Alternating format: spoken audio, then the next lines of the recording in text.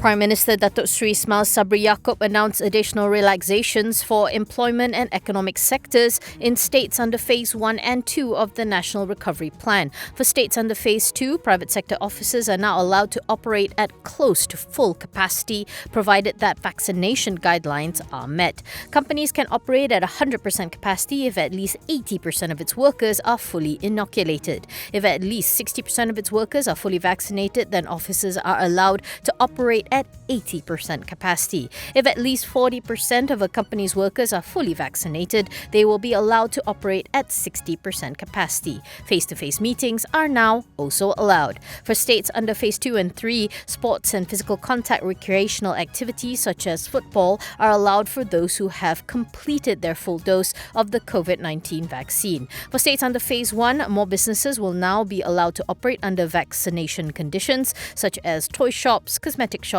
and tobacco shops. Cruise ships will now be allowed to operate at 50% capacity on the condition that all passengers and crew on board are fully vaccinated. New COVID-19 cases today climbed to 19,495 today after 4 straight days of declines, with Sarawak emerging as the worst hit state again, with the most new cases at 4,709. Malaysians think that it would take 2 years or more for the economy to recover, according to the findings of a survey by global market research firm Ipsos. Ipsos Malaysia MD Ara Menon said in a statement that Malaysians are cautious when assessing when a full recovery can be expected, the 2-year horizon largely in line with global sentiment.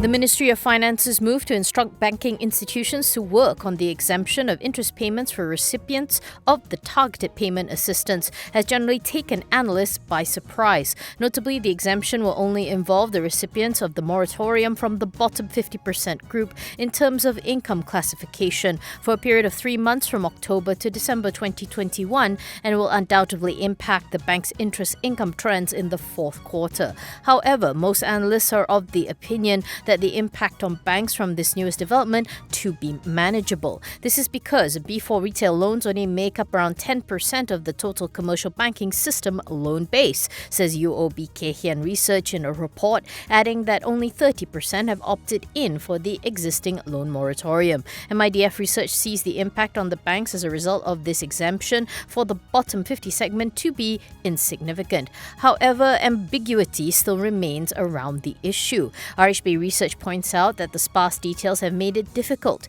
to make a reasonable assessment of the impact. RHB says that MOF has not defined what constitutes the bottom 50 group, and that it still remains unclear how wide the scope is. The research house believes that if the waiver includes mortgages and banks receive no assistance from Bank Negara, it could potentially worsen the impact on banks.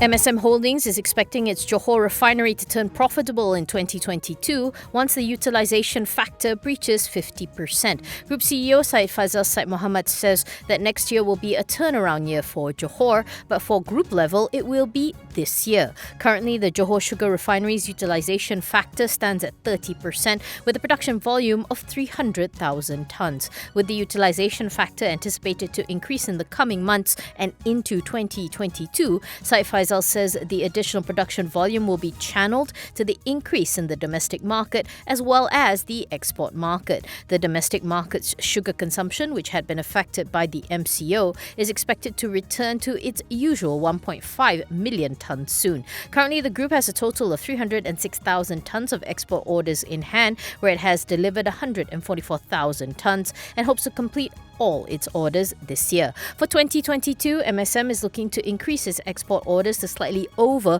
450,000 tonnes. MSM sees raw sugar prices remaining bullish for the short term due to the lower production in Brazil as it faces unprecedented weather conditions. But it believes that raw sugar prices will normalise towards the end of 2022.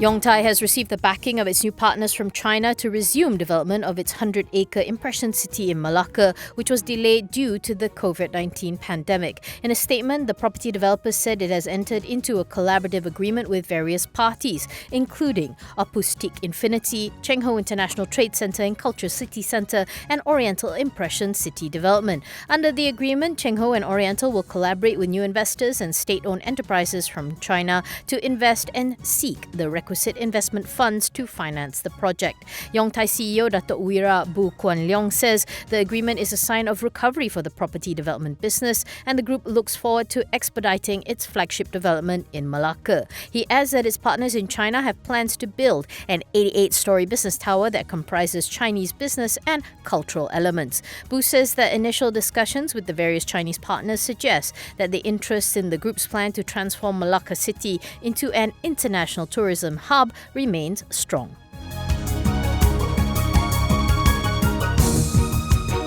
The High Court today granted an extension to Airasia X to hold its creditor meeting, which was supposed to be held by the latest this month to March 2022. The decision was made by Judicial Commissioner Ong Chi Kwan following online proceedings today to seek the extension. The extension of time is until March 17, 2022.